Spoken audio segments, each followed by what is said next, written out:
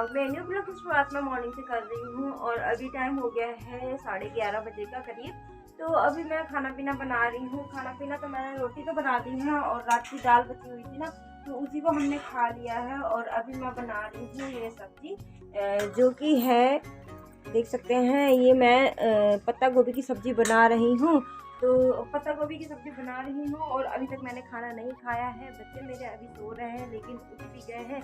कुछ सो रहे हैं, कुछ उठ जाते हैं, ऐसा ही हो रहा है। और यहाँ पे मैं दूसरी सब्ज़ी की तैयारी भी कर रही हूँ, देख सकते हैं। ये है बाकली, जिसको मैं तैयार कर रही हूँ, इसको भी बनाऊँगी। और ये थोड़ी सी बची हुई है।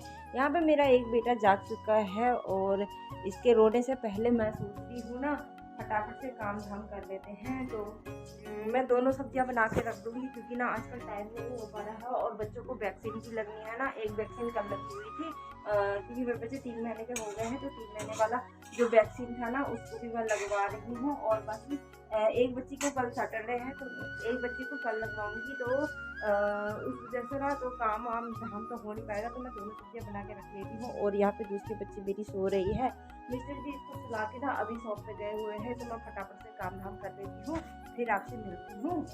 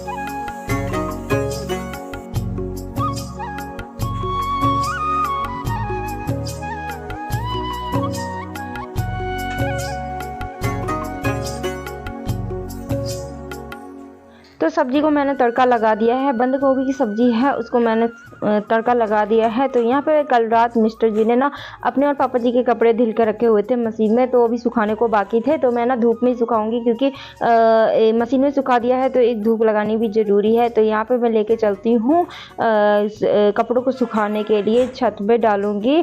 और क्या कहते हैं ना, मैंने एक सब्ज़ी तो चढ़ाई नहीं है। मैंने सोचा पहले कपड़ों को सुखा आती हूँ, उसके बाद ना मैं सब्जी को चढ़ा दूंगी, क्योंकि बच्चे जाग जाएंगे तो छत पे मेरा जाना नहीं हो पाएगा। अभी सो रहे थे तो मैंने सोचा फटाफट से छत का काम कर रहा हूँ, क्योंकि नीचे तो मैं काम करती रहती हूँ और बच्चों को देखती रहती हूँ।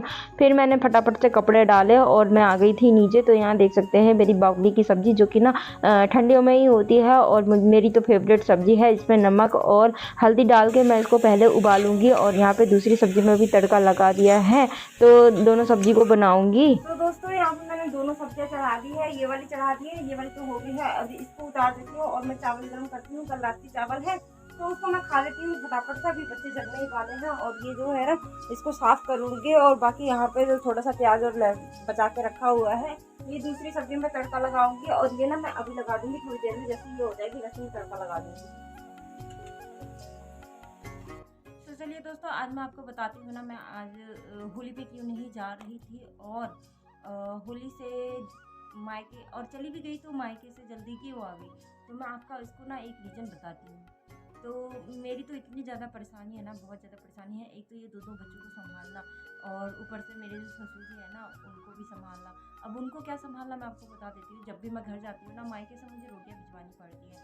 यहाँ पे मेरे जो देवर और देवरानी और जेठ जिठानियाँ वगैरह है ना, वो पापा को मतलब एक निवाला रोटी तक नहीं दे सकते मेरे जाने के बाद। तो मैं मायके से रोटियां भिजवाती थी, लेकिन कब तक तो इस वजह से मैं मायके नहीं जा रही थी।